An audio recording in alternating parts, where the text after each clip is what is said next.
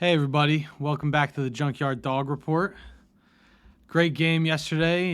We got a little bit of our own back against the Hawks after they knocked us out of the playoffs with that last L in the play-in last year. And I mean, that definitely sucked. But the bright side of that is we got our pick back, which ended up being Ochai Agbaji that we ended up trading for Donovan Mitchell with other things. So, that's definitely a positive. And let's just get into it. So to start off, Lamar Stevens still starting, which I love. Um, I mean, it's something I keep putting in my notes because his first two games starting, he was minus 15 and then minus 8. So a little update on that. We finally got a nice positive for Lamar Stevens. He got a nice +1. And something that JB said about Lamar covering DeJounte Murray was give Lamar a ton of credit. I think going into it with the game plan of trying to put as much size on him as you possibly can, troubled him a little bit. And it did. I mean, DeJounte Murray last night was 4 for 18. He did not look like himself. He did look like himself on the defensive end, but offensively, he did not look good. And on Lamar starting, JB said, yeah, I mean, I think, it was the defensive mentality. It was putting more, size around those two guys. It's always that balance of the pairings. And we've talked about that to the groups, right? Like trying to get Vert in a position of comfort. But this is what we expect of Lamar. Is that grit and toughness that he brings. And, you can't say it any better. Lamar Stevens is the, perfect example of grit and grind. Was an undrafted player just 2 or 3 years ago. I mean, it was a great moment his rookie year when he got that game-winning layup against the Hawks. So pretty great to see him starting here. And what Donovan Mitchell had to say about Lamar starting was he's Mr. Everything, He's guarding, he's running the floor, he's making extra effort, he's holding us accountable. He came to the huddle and said I was getting my ass busted when they scored on me twice. I don't think anyone scored on me after that.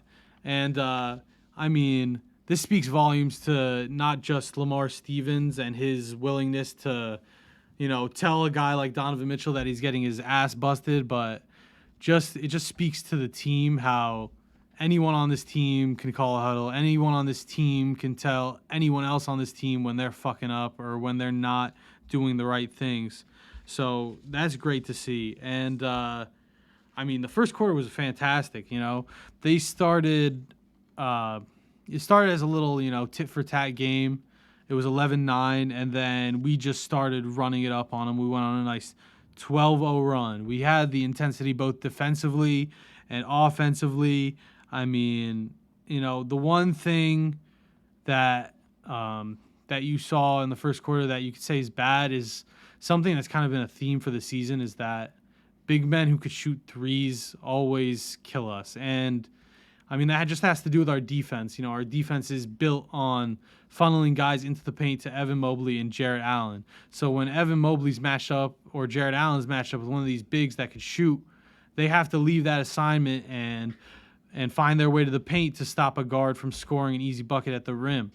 And, it's early in the year, but we do need to find a solution to that. That's definitely something to monitor as the season goes on because with teams in the East like the Bucks and the Sixers who have Brook Lopez, who killed us just a few nights ago, PJ Tucker and Joel Embiid on the Sixers who could shoot it, and so on and so forth, It's a positionless league now, so there are a lot of big men that can shoot, and we got to get that fixed.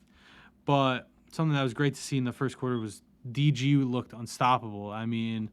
He was on fire, until Aaron Holiday hit him in the face and he had to get taken out. And what DG had to say about getting hit in the face was, I'm getting tired of getting in my face. It's all right. I'm not blind. I get hit in my eye almost every game now, so I'm used to it at this point, which is surprisingly true because I feel like it has something to do with his play style because he'll get into his bag and sometimes he'll lower his center of gravity, lower himself completely to the point where a guy has his hands out, and then DG's lowering himself to do a move, and the guy swipes and he hits him in the face. So, I mean, it did bother me that play didn't get reviewed because he literally smacked him in the face.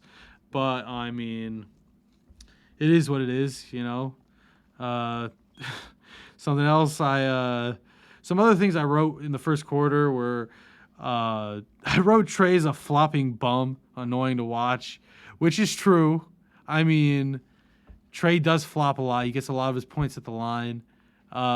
It's frustrating to watch when he's playing against your team. But, I mean, I wrote that out of frustration. Let's be honest. Trey is very skilled at drawing fouls. He deserves a lot of credit for like using his body and moving in ways where he's going to get those fouls. And it's just because he's so uncoverable that he's able to get away with that and do those things. So, I mean, he's just a great player. So it is what it is. But another positive from the first quarter is we got our season high in points, 38. But the second quarter kind of worried me a little bit because, as I said, you know, during that 5-game skid, we had a lot of Dr. Jekyll and Mr. Hyde quarters, and it kind of looked like that was going to be the case here. You know, the first 2.5 minutes of that quarter, the Hawks started on an 11-2 run, and, you know, with the back-to-back, I'm giving them the benefit of the doubt, saying they had some tired legs, and that's what it was, because it didn't seem like the intensity wasn't there or the effort or the attention to detail wasn't there. I mean, there were silly turnovers for sure. Serena Winters came with a report from one of the huddles after that 11-2 run and a timeout that JB called. And JB told the team that they have to protect the paint and start getting the 50-50 balls.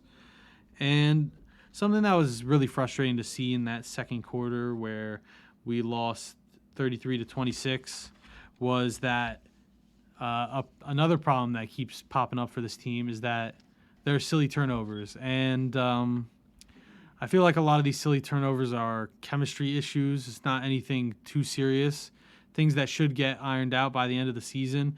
But on a night when you're playing a back-to-back and you have more tired legs, when we were making those turnovers, like, the guys were struggling to try to get back and stop the fast break. So that was definitely a problem. But something that was cool was seeing our backcourt absolutely take over this game. They had 30 of our 44 points and 33 of our 50 points total in that second quarter. I'm including the first quarter points also. We didn't score 50 in the second. But, I mean, yeah, you just keep going. You know, they just kept fighting, kept plodding along. You know, Jetty gave great energy and effort off the bench. It felt like every time he put his head down last night, great things were happening. And something Donovan Mitchell had to say about that was, I don't even run back on offense. Yeah, that's why when I got the steal, I just threw it up there and just let him go. Let him go get it. Even when he got the foul on John Collins, like, you just throw it out there and you just know, like, you know he's going to go out there and finish. He's also playing phenomenally on both ends of the floor, doing a lot, especially when you go from DNP to playing a few minutes to not playing to playing. Like, to be able to come out and give us this spark with Karras out as well, like, he's been phenomenal. And I mean, you can't say it any better than that. You know, Karis LeVert sprained his ankle the other night. And, I mean, Jetty Osman stepped up in a huge way. He scored 44 points 2 nights in a row. He played 20 minutes and 56 seconds last night. He played 37 minutes the night before. So he had a huge role there. And what JB had to say about Jetty was, that's the energy. That's what we're looking for from Jetty. You know, we've talked about it beforehand. Like, you know, he has a spirit that our guys feel, and in this building in particular, you know, like when he gets rolling, the crowd, you know, goes to another level. And, you know, we keep talking about the team, and we'll be a good team when everybody keeps playing to their role, the best of their abilities. And, you know, we've seen Jetty play his role to the best of his abilities. And, I mean, Jetty's been absolutely fantastic off the bench these last few games. And he's getting back to that basketball we saw him play during that 8-game winning streak at the start of the season. And something I said in my last video, which I think remains true, is that when you watch the Cavs, a great barometer for how the Cavs are playing is how Cedi Osman plays. Because when things were going great at the beginning of the season, he was playing great, free-flowing basketball, finding his spots, not forcing anything, good on both sides of the ball. And then during the skid, he just looked lost out there, like the whole team was lost out there. And he did a lot of throwing his hands up and dropping the ball, looking for calls, rather than playing the basketball that we like to see him play. So, I mean, it's just great to get that sort of production from the bench. And something DG had to say about Cedi was, I mean, he's super efficient on the floor. He's competing on both ends of the floor. So something that we need is a spark plug. So, I mean, we're happy just that he's in a good space right now, and we just need him to stay there and just bring that energy every night for us. And something great about Cedi, especially when we're playing at home, is he's a fan favorite. So when a guy like him hits a shot, I mean, it feels like the crowd is a lot louder than when somebody else makes a shot or something like that. So his energy is very important to this team and how far we can go in the playoffs in the future. So something that Cedi said, actually, Serena Winters interviewed him after the half ended, and he said, I think we can be better defensively, and that defense was going to be key in the second half. And, I mean, he couldn't have put it any better. I mean, that was what won us the game, in my opinion. I mean, what JB had to say about the second half defense before I go into the third quarter of my notes was, I thought the second half we did a great job. What I mean, we've shown what we're capable of defensively. We know when we're at our best, we can create stops, we can force turnovers, we can create easy opportunities for ourselves. Because of that, in that fourth quarter, holding them to 17 points until that last three, that's how you win basketball games against good teams, is you lock down defensively, and that helped our offense. And, I mean, on a night where we had tired legs coming off a back-to-back, a night where Karis LeVert is out because of a sprained ankle, where Kevin Love looked like more of a willing passer than a willing shooter because of his fractured thumb, having that lift on defense to power our offense was huge. And, I mean, it didn't start great. The third quarter started on a 6-0 run for the Hawks, and they got their first lead since it was 11-9 in the game when they were up 65-64. And they continued that run to a 12-2 run and took the lead 71-66 with 8:37 left in the third. But, I mean, we started to just play Cavs basketball again after that. We just, took it to another level because, I mean, we just fought back. Okoro had that huge block on Aaron Holiday, which was awesome to see. Cedi Osman had 13 points in the third quarter. Not in the third quarter, but he was 5 for 5 in the third quarter, so that was great. I mean, the thing that was great to see in this game is that we just kept fighting back. No matter what happened, tired legs, it's a game of runs, especially when you're playing a team as good as Atlanta. It's a game of runs. It's just how it goes. And when you get hit with the big shots, you have to be able to swing back. So they started the quarter on a 12-2 run, and they won the quarter 23-21. So basically for the rest of the quarter, we beat them 19-11, which, I mean, it's not perfect, but it kept us in the game, and I'm pretty sure it gave us the lead because of the way we played in the first half. It gave us the lead at the end of the third. And then in the fourth, I mean, the fourth quarter, we just took it to an even higher level, which was great to see. I mean, we had great second efforts on misses, getting a good amount of offensive rebounds. We started the quarter on a 9-3 run in the first 2 minutes and 52 seconds.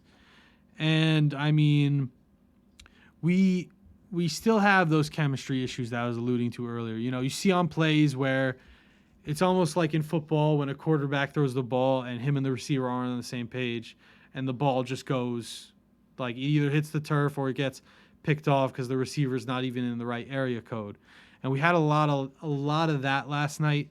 A lot of like well-intentioned passes where a guy started cutting, but this guy wanted to make the extra pass, so he flipped it really fast to get that extra pass so the guy can get the open shot, but this guy already started cutting, so the ball just went out of bounds. And it was a lot of that. There were also silly turnovers, but, I mean, that definitely has to improve. With 5:42 left in the fourth, we had 17 turnovers, and the league average for a game is 14. So, I mean, that definitely needs to be cleaned up, and I've said this multiple times in this video already, but I believe it will get cleaned up. I mean, it's just chemistry issues. These things take time. And alluding to that, in my last video, I talked about how JB staggered DG with Ev and Don with JA, with Jared Allen. So in this game, I was paying attention to that, and I didn't really see it as much. I felt like he was just putting what the team needed out on the floor, and that he did that specific thing last game to improve just the chemistry. Because, I mean, we know Darius Garland and Jared Allen have great chemistry, and I'm not saying DG and Evan Mobley don't have great chemistry, because they do, but I think that DG has better chemistry with Jarrett than Evan, so I think that was important to get those two together.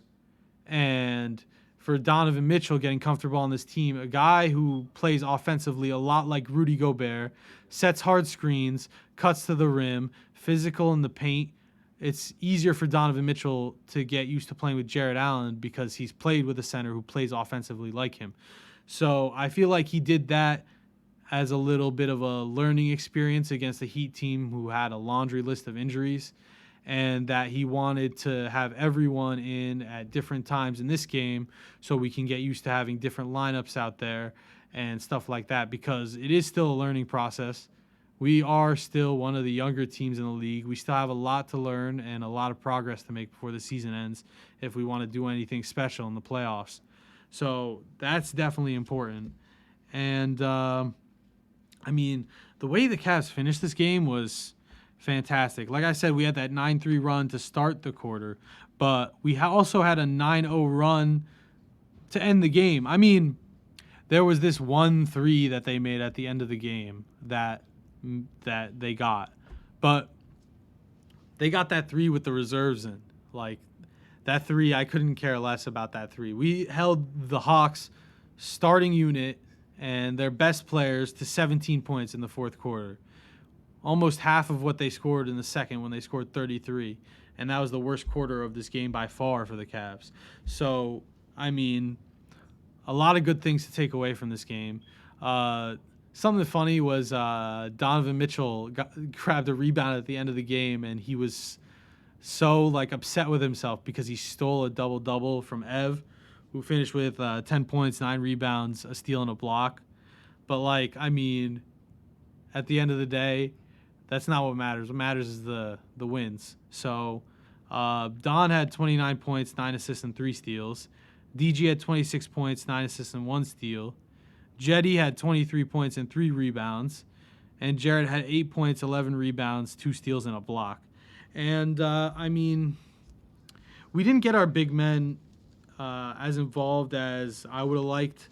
But, I mean, we took what the defense gave us. So it's not, we don't need to force things with this team. We have the guys, we have the depth where a guy like Jetty stepping up, scoring 23 points is not out of the question on any given night. We have Kevin Love, Karis LeVert, other guys on our bench, Ricky Rubio when he comes back, Dean Wade when he comes back, who can contribute in big ways when guys in our big four are having a tough night. So, I mean, it is what it is. What DG had to say about Ev was about Evan's impact, even when he's not putting up, even when he's not stuffing the stat sheet, was switch 1 through 5, defending Trey on switches, rebounding the ball, playing tough on John Collins and Clint Capella. I mean, he's going against his former teammate in Onyeka Okongwu. They played together when they were young. I mean, he's just a competitor. He's always battling. It doesn't matter how his night is going. I mean, he's a stat sheet stuffer, but sometimes you don't stuff the stat sheet. So you just gotta play hard. You gotta find a way to impact the game in some other ways. And I mean, he also said, actually, I mean, he's literally a unicorn. Like, it's not a lot of people like him on this planet, and it's cool to just have him as a teammate for sure, which is definitely cool to hear. And back to how we finished that game on that 9-0, that 9-3 run. DG said, just try to get stops, really. Now is our main focus, and taking care of the ball really just made them take a couple bad shots, I believe. And, I mean, he's not wrong. I feel like at the end of the game, DeJounte was trying to force some things in the paint. Trey was trying to force some threes. We got them in tough situations where they couldn't find something to take from our defense, which was great to see. And, I mean, this is the team who ended our hopes to go to the playoffs last year. You know, this isn't just some regular matchup, you know. This is something like that means something to this team. This is something that hopefully will propel this 3-game win streak to another 8-game win streak, maybe more wins than 8. So, I mean, it's just what Donovan Mitchell actually had to say about the execution was tonight was one of I would say, our best night executing. Not even just in the fourth quarter, but throughout the whole game. And, you know, like I said, this is all just a learning process on what's going to continue to work.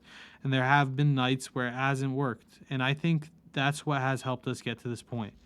And, I mean, this team has learned a lot with trial by fire because, especially with DG missing the start of the year, I think, honestly, I mean, I think that helped Donovan Mitchell in the short term, but it not hurt this team in the long term, but it made it tougher for this team in the long term because then DG came back. Like, it was kind of like Don's team those first 9 games, and then DG came back. And now we're trying to iron out the kinks that we should have had ironed out already. But, I mean, you got to respect the fight and the intensity this team shows. Lamar Stevens starting has been fantastic because when you're trying to replace a guy like Lauri Markkanen at that 3 spot, you need someone who can give bigs a problem. But not just bigs, like the ability to switch on to anyone. Like, he was covering DeJounte Murray last night. He closed the game against the Timberwolves covering Cat. I mean, Lamar Stevens is not afraid to cover anybody, and he has that grit and grind ingrained in him. He embodies the identity of this team, so having him in the starting lineup is great. I mean, fantastic in my opinion. But I want to see if there are any quotes I missed here before I move on to the Big Four comparisons. What Donovan Mitchell had to say about Lamar Stevens and Isaac Okoro were, him and Isaac Okoro are always the first ones in the gym every day shooting the 3 ball, getting extra work in. So it's great to see them two especially. But for Mar to join our starting lineup and to excel, you know, and have success, it's great to see. And Lamar has always been a guy who's been loved by this team for the work he puts in, for the stuff he does, the gritty stuff he does that he's willing to do, put his body on the line every night. So same with Okoro. Okoro, I feel like every night Okoro takes a scary fall at least once where I'm like, bro, just protect your body a little bit. Like, we need you for the playoffs. But Okoro's a tough guy, so he'll be good. What DG had to say about blitzes, because blitzes gave us fits last year. Like, teams used to blitz DG, and we would turn it over. You know, they'd blitz him and get him in a trap, and he wouldn't know what to do. But what DG had to say about the blitzes that, you know, when teams see something work, they imitate it. So we've seen a lot of blitzes this year, and what he had to say about blitzes throughout the season and in this game was, we're just starting to get accustomed to the hots and where everybody's going to be at and just trying to make the right play out of it. And JB said something about this too. He said that it's very important, and something that's helped a lot with dealing with the blitzes is trusting the big men to play make. And honestly, they've done a great job. Like I said it multiple times in my last video, and unfortunately we didn't get to see a lot of it last night, but the lobs from Evan Mobley to Jared Allen and vice versa have been electric.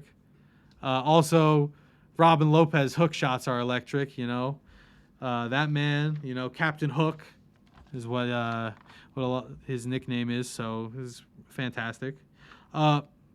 And I missed this one about, sticking with our big men. What JB had to say about Jarrett and Evan Mobley was, Jarrett is a defensive player of the year caliber player, Take that away, obviously it's going to have an impact. But when he's on the floor, we're a different team.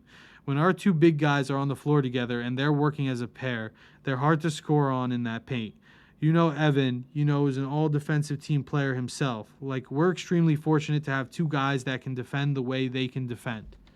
And those guys are the backbone of where our defense stands every night. So it's important, not only important to have both of them in the lineup, but to have them both playing their roles. Like we saw when Jarrett was out, Evan Mobley had a tough time just being a rim protector because he's a guy who likes to freelance on defense. He's a guy who likes to move around and do different things. And Jarrett is your typical old school rim protector in the paint. So, they work great off each other and they get the job done every night, which is great to see. And sticking with defense, what JB had to say about Okoro's defense was, we're spoiled because he continues to do that, on a night-to-night basis. When given the opportunity, he's one of the best in the league at playing position defense. And something else JB and Donovan Mitchell was talking about was Okoro's ability to avoid screens. He's fantastic at it. He'll like bend and contort his body in weird ways to get around screens. And he was picking up fouls, left and right when he first was checking in. And the fact that he was able to finish that game with 4 fouls without not only not picking up another one, but not fouling out is a testament to who he is and the fight he comes with every night. So that was great to see. Also, something from my last video, I like to see that Okoro was still as engaged offensively this game as he was last game, even though he wasn't getting the opportunity to shoot or finish as much. He was a willing passer when he had to be. So that's something you want to see because it felt like earlier in the year, people weren't passing to him when he was wide open for 3. They were just taking their own. So definitely good to see the ball movement continue to improve. And what JB had to say about Evan Mobley's impact, even though he didn't have the glamorous stats last night, was Evan has the opportunity to be the most impactful player on the floor every night, no matter what his numbers are or what they say. There's the intangibles and there's the overall impact of his presence, making the right plays at the right time. And that's the type of player Evan is. Evan doesn't care about his stats. Even when he was a rookie, he couldn't care less if he had 2 points or 50. His main goal in every game is to win, and you see it in the way he plays because he always seems to be trying to do the things that will lead to wins, whether it be fighting on the glass for offensive rebounds, deterring anyone from trying to take shots in the paint, playing great defense on guys like Trae Young and Terry Rozier when switches happen. I feel like he's going to be a special player one day, and especially with the stuff DG says about him and JB when he was talking about in the last press conference about we haven't even seen how deep Evan Mobley's bag is yet. That's exciting stuff, And I want to continue with this. I've been doing this for the last 3 games or 4 games where I compare how the big 4 stats look versus the rest because I mean, the way we play basketball is team basketball. And even JB said himself, we'll only go as far as the team takes us, and that even our stars believe in that. So, I mean, I think it's important to compare how the Big Four does versus the rest.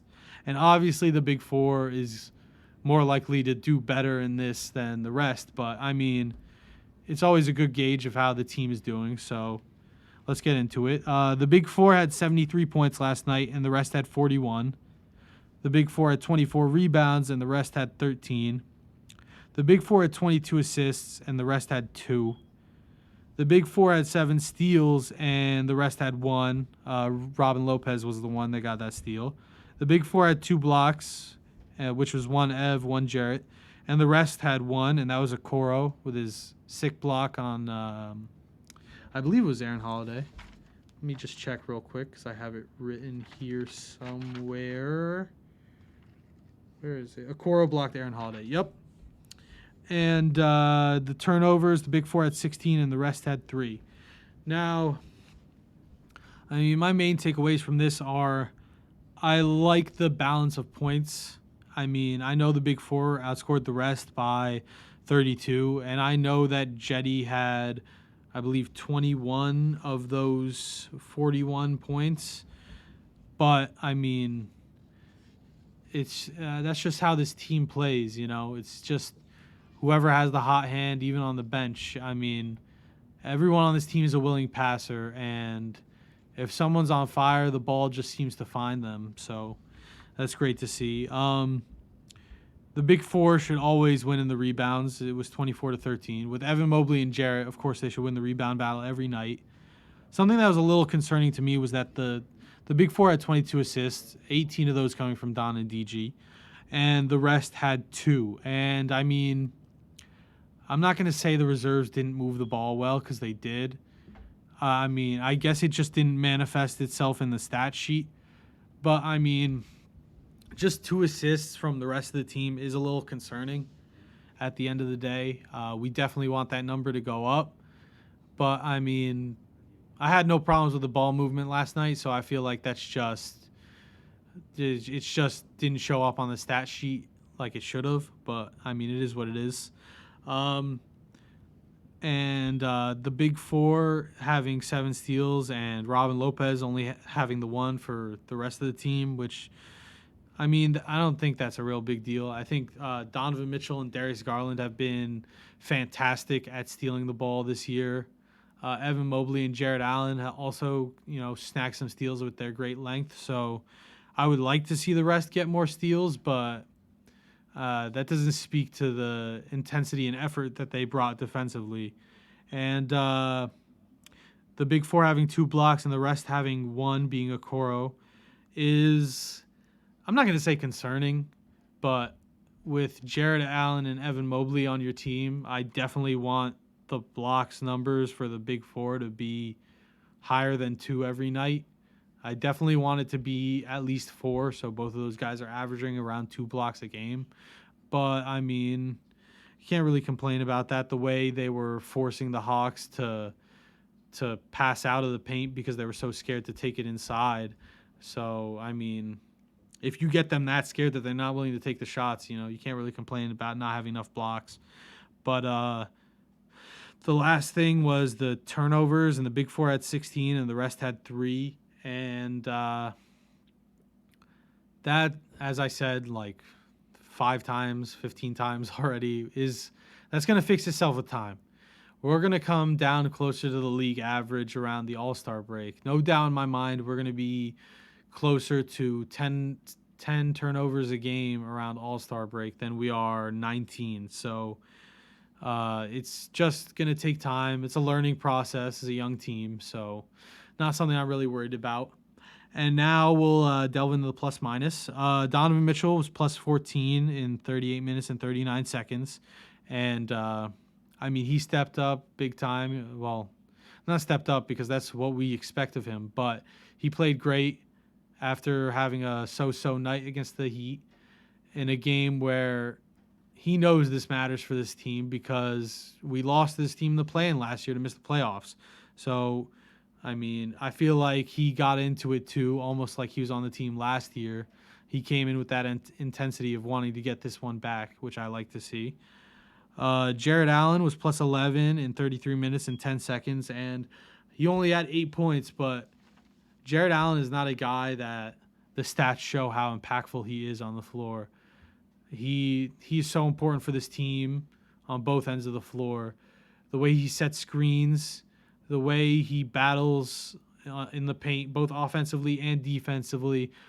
His physical nature is so undervalued, like not undervalued, but his physical nature is so important for this team. It can't be stated enough, because when he's on the floor, our team isn't as physical as when he is.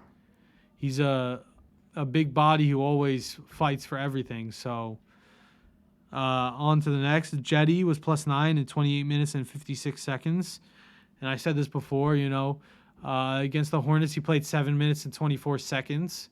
Against the Heat, he played 37, and now he played 28 minutes and 56 seconds. And part of that is injuries, but part of that is also the way JB likes to use the reserves and how he likes to stick with whoever's hot on the night. So, the way Jetty played last night was fantastic, and that's why he finished the game with the starting lineup, and he deserved to. He's been phenomenal. Donovan said it himself, phenomenal. So on to the next. DG was plus 8 in 38 minutes and 6 seconds. That man was an absolute flamethrower to start. He wasn't missing a shot. I know he wanted his revenge for what happened last season, the way he was playing. So then there was Okoro, who was also plus 8 in 15 minutes and 6 seconds. Ev was plus 5 in 35 minutes and 33 seconds. Another guy who the stat sheet doesn't always show what his impact is.